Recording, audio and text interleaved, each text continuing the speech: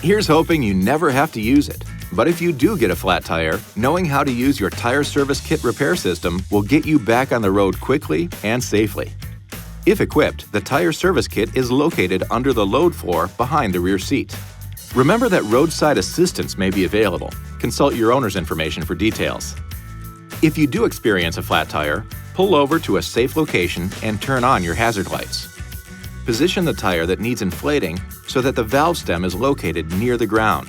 This will allow the tire service kit hoses to reach the valve stem with the tire service kit flat on the ground.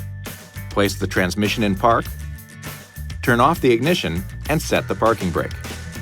Place the tire service kit on the ground next to the flat tire. Now, on the kit, push in and turn the mode select knob to the sealant mode position and uncoil the clear sealant hose.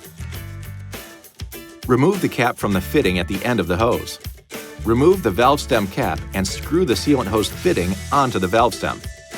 Next, uncoil the power plug on the kit and connect it to the vehicle's power outlet. Go ahead now and start the engine. Push the power button on the tire service kit and the sealant should start flowing from the bottle through the hose and into the tire. Run the pump until the sealant stops flowing into the flat tire. The pressure may read up to 70 psi or 4.8 bar. However, it will quickly drop once the sealant bottle is empty. The pump will start to add air into the tire after the bottle is empty.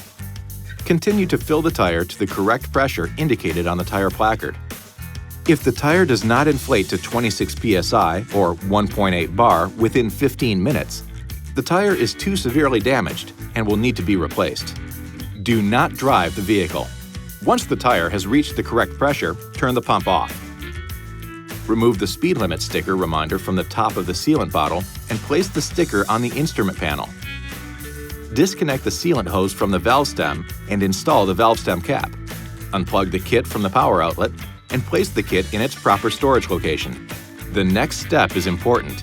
Drive the vehicle for 5 miles, 8 kilometers, or 10 minutes to ensure the sealant is distributed within the tire. Do not drive the vehicle faster than 50 miles per hour or 80 kilometers per hour like the sticker says.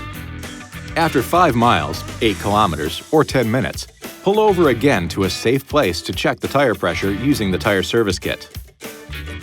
Push in and turn the mode select knob on the kit to the air mode position. Plug the tire service kit into the power outlet and connect the black air hose to the valve stem. Check the tire pressure on the gauge. If the pressure is less than 19 psi or 1.3 bar, do not drive the vehicle until the tire has been replaced. If the tire has more than 19 psi or 1.3 bar, turn the power button on and add the air necessary to return the tire pressure to the correct pressure indicated on the tire placard. If the tire becomes overinflated, push the deflation button to reduce the tire pressure to the recommended level. Disconnect the tire service kit from the valve stem and install the valve stem cap. Unplug the kit from the power outlet and place the kit in its proper storage location. Be sure to have the tire inspected and repaired as soon as possible and inform the service advisor that the tire was sealed with the tire service kit. To replace the used sealant bottle, uncoil the sealant hose and push the release button to remove the sealant bottle from the kit. Purchase a new sealant bottle available from the dealership and install it in the kit so the sealant hose aligns with the hose slot in the front of the housing. Install the cap on the fitting at the end of the sealant hose and return the hose to its storage location on the kit. Then return the tire service kit to its storage location in the vehicle. A quick note here, you can also use the tire service kit pump to inflate balls, air mattresses, and other inflatables. You'll find adapters in a compartment on the bottom of the unit. This video is not intended to take the place of your owner's manual. For complete details and other important safety information, please see your owner's information.